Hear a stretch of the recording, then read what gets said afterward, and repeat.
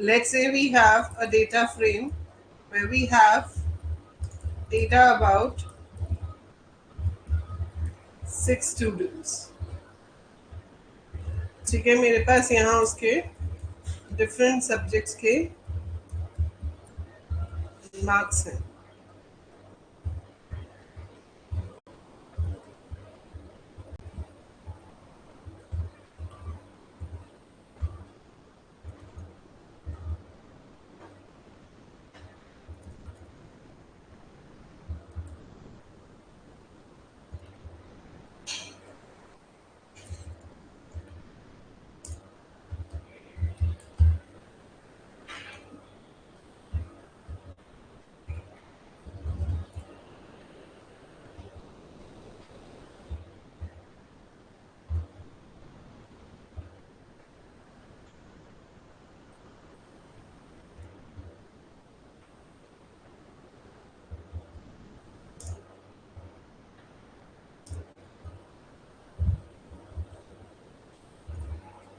Let it be this. ठीक है, मैंने यहाँ पे डेटा फ्रेम क्रिएट किया.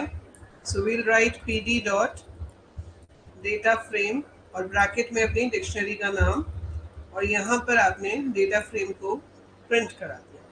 And I save it as some name and I execute it. तो मेरे पास ये डेटा फ्रेम शो हो रहा है. ठीक है, अब आप मुझे ये बताओ कि ऐसा कौन सा मेथड होता है डेटा फ्रेम का जिसको कॉल करने से वो कुछ बेसिक कैलकुलेशंस जैसे कि मैक्सिमम, मिनिमम, क्वार्टाइल्स और एवरेज जैसी चीजों को दिखा देता है. Which function we have which is used to show all that. हाँ जी, फटाफट से बताइए, what's name of that function. Very good, it's describe. So अगर हम यहाँ पे लिखते हैं pf dot df dot describe, you save it and when you execute it तो आपके पास इस तरीके से ये वैल्यूज आ जाएंगी फॉर न्यूमेरिक कॉलम्स. ठीक है, ये मैंने आपको यहाँ पे रन करके दिखाया so that we should get it over there. But अगर मैं आपको ये चीज यहीं पर करूँ, लाइक जो हमारा IDLE है उसी में हम अगर करें इसे,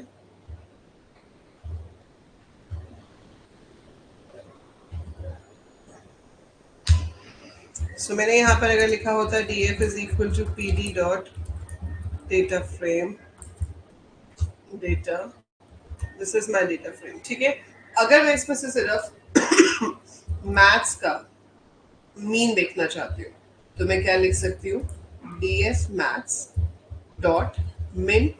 मिन लिखने से क्या होगा, लोएस्ट वैल्यू आ जाएगी. अगर आपको हाईएस्ट वैल्यू देखनी है तो आप मैक्स लिख सकते हो. अगर आपको एवरेज वैल्यू देखनी है तो आप मीन लिख सकते हो.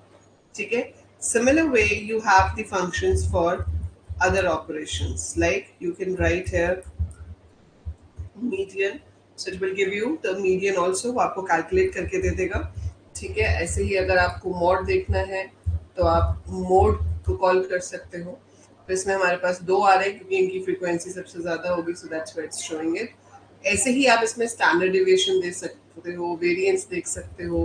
अगर आपको एक से ज़्यादा कॉलम्स चाहिए तो आप ऐसे भी लिख सकते हो df डॉट लॉक, और आपको पहले देनी होती है रोज, तो रोज मैंने तो सारी दे दी. और कॉलम्स में मैंने क्या दे दिया कि मैथ्स से लेकर इंग्लिश तक सारे कॉलम्स का मुझे क्या देखना है, मीन देखना है. सो आई राइट मीन लाइक दिस, सो इस तरीके से आ जाए. ठीक है, तो वो तीनों का आ गया. सो ये सब चीज़ें आपको प्रैक्टिस से आएंगी कि आप किस तरीके से उसको लिख रहे हो. ठीक है, सो ये सब चीज़ें आपको प्रैक्टिस करके देखनी होगी कि किस तरह से हम इनका इस्तेमाल करते हैं, और ये आपको डिफरेंट ऑपरेशंस जो है वो दिखा सकता है. ठीक है, अब इसके अंदर हम और क्या लगा सकते हैं, we can get its variance, we can get its standard deviation. तो आपको जो भी चीज़ें कैलकुलेट करनी हो उसके लिए हमारे पास डिफरेंट फॉर्मूलाज हैं, and we just need to call that particular function for that. I think सिर्फ VAR की है, पूरा नहीं है।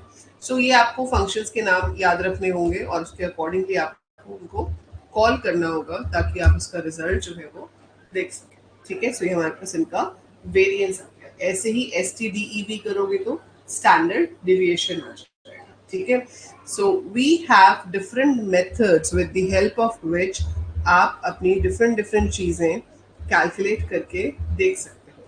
सो इसके अंदर ये जो हमारे मेथड्स हैं, ठीक है, ये सब आपको पता होना चाहिए कि किसके लिए कौन सा फंक्शन यूज होता है। सो वेरिएंस का अंडर द रूट आपका स्टैंडर्ड डिविएशन होता है, वैसे तो हम वैसे भी निकाल सकते हैं। But the main thing is this कि चाहे मेजर ऑफ सेंट्रल टेंडेंसी हो, चाहे वो आपके मेजर ऑफ डिस्पर्शन हो, it can be calculated with pre defined functions and you should know कि आप कितने कॉलम्स के ऊपर काम कर रहे हो। जितने कॉलम्स के ऊपर भी आप काम कर रहे हो, वो कॉलम्स आपको कैसे स्पेसिफाई करने हैं, और उसके लिए इम्पोर्टेंट है कि हम डीएफ लिखेंगे, उसके साथ अपने कॉलम का नाम लिखेंगे, और फिर जो भी ऑपरेशन हम यहाँ पर करना चाहते हैं वी कैन डू दैट। अगर आप सिर्फ इसके साथ डिस्क्राइब कॉल करोगे तो वो इसका count, mean, standard deviation, min, max, 25%, 50%, that is Q1, Q2, Q3 को शो कर देगा। So this is how we can analyse. ठीक है, we can find the method of dispersion as well as method of central tendency for any set of values in a data frame, but it can be calculated only on the numeric values. Understood? ठीक है, अब आप मुझे एक चीज बताओगे कि ये जो मेरा डेटा फ्रेम है, मतलब it's not related to statistical methods but ये डीएफ है। अब मुझे यहाँ पर एक टोटल नाम का कॉलम ऐड करना है, और उस टोटल नाम के कॉलम के अंदर maths plus science plus English सबके मार्क्स आने चाहिए। How should I right it? What should be the statement to create another column named total, which should have maths, science, and English?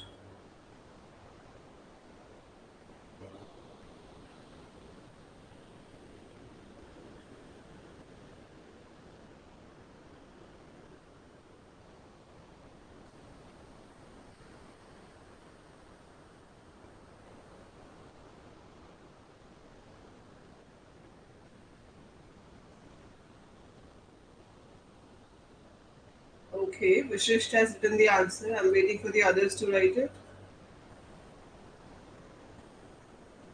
क्या जो विशिष्ट ने लिखा है वो ठीक है या आप उसमें कोई चेंज करना चाहते हैं?